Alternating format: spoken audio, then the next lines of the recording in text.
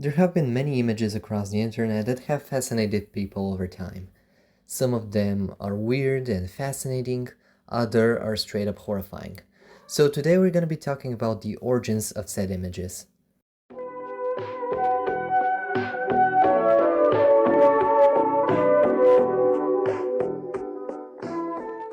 So this is referring to the game Sonic CD. If you go to the music files of the game, you can see this screen.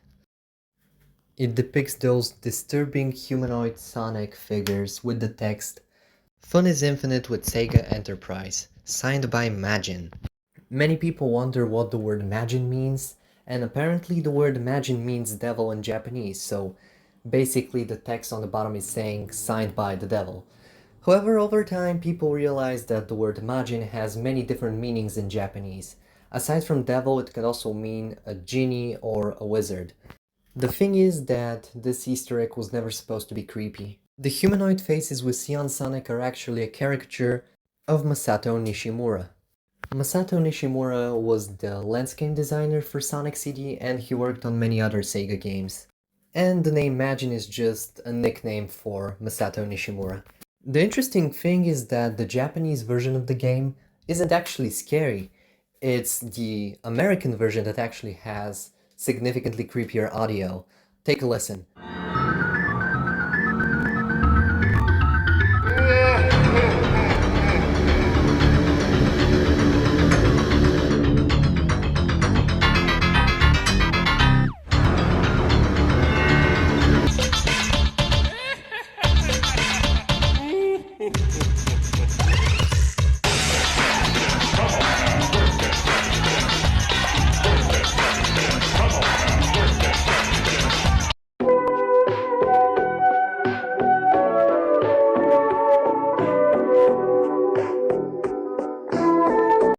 So, Smile Dog is a creepypasta that features this creepy ass dog with human teeth.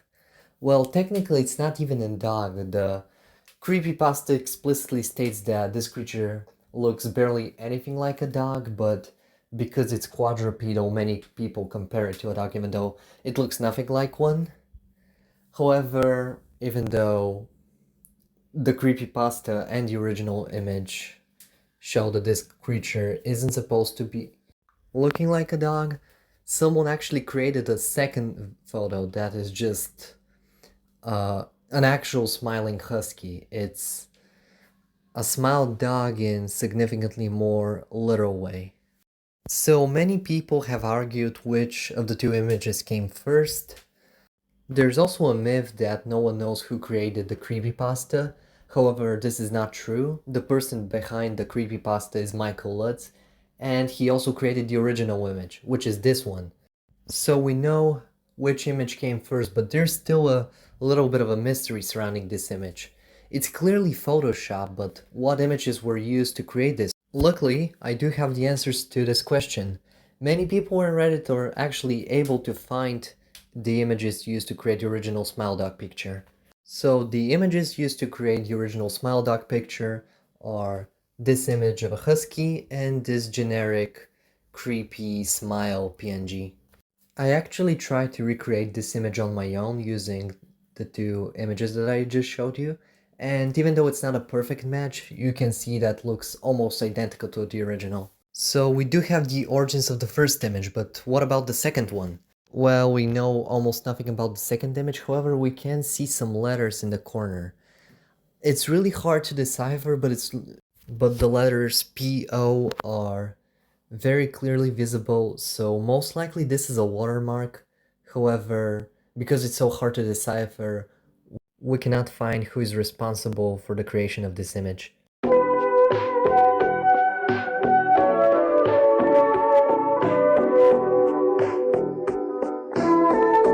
So the Backrooms needs no introduction. It's a creepypasta about an endless liminal space. And the most famous image associated with the Backrooms is this one, titled Backrooms Level 0.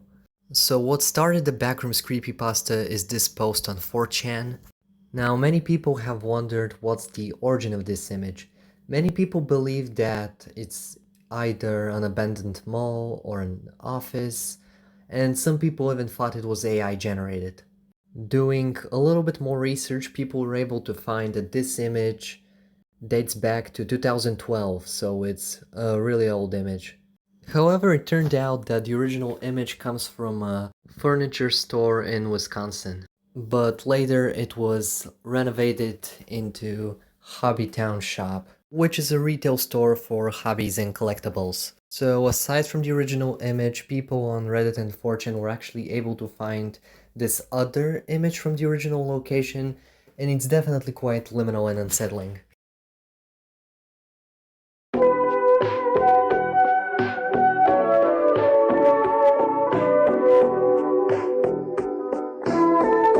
This is referring to this image that is associated with level 188 of the Backrooms.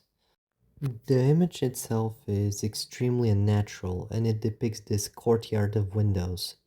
Many other images of the courtyard have appeared on the internet, and some of them appear to feature Christmas decorations and other yearly events. So, what's this place? Where can you visit this liminal location? This picture was taken in the T4 Holiday Inn Heathrow Airport Hotel in London. There are videos on YouTube of people exploring this hotel, and it's definitely really liminal, so yeah, check them out if you're interested.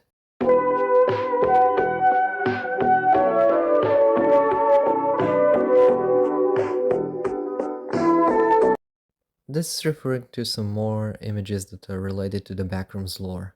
However, what makes the Poolrooms different is that unlike many other Backrooms levels that are supposed to be uncanny and unpleasant, the Poolrooms are extremely calming. As you can probably tell, the Poolrooms images weren't taken in a real location. They're actually made in the software Blender by an artist known as Jared Pike. Jared has posted many of his other artwork and it's absolutely breathtaking. So if you want to support him, follow him on Twitter. And no, I'm not gonna call it X.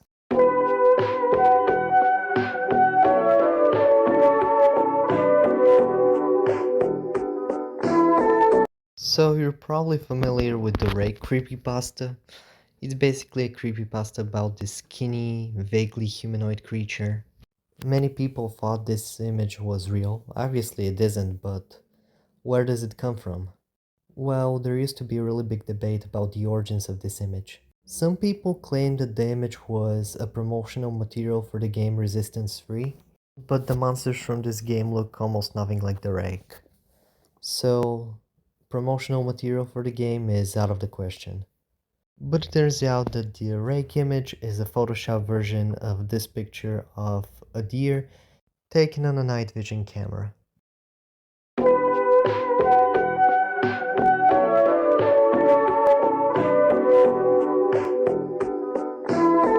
So, if you're part of the SCP fandom, you probably know about SCP-1471. But many people wondered what's the origin of the image. The original version of this image is actually in color, and seeing this image without the black and white filter makes it really obvious that it's a person in a fursuit. But still, the question remains, who is the owner of the suit and who made it? Well, the suit belongs to a DeviantArt and for Affinity user, Brains the Zombie Werewolf. She posted many pictures of herself in her costume, and it looks pretty cool. And the company behind this costume is Clockwork Studios.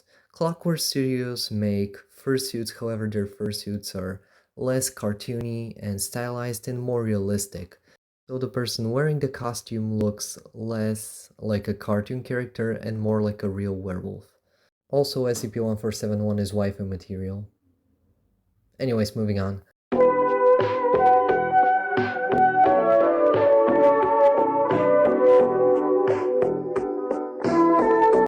So SCP-173 needs very little introduction because it's one of the most iconic SCPs out there.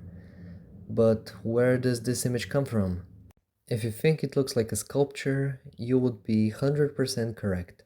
The person behind the sculpture is Japanese sculptor Izumi Kato, and the name of the sculpture is Untitled 2004. He's also made plenty of other sculptures that look very similar to the iconic one that was used to create SCP-173.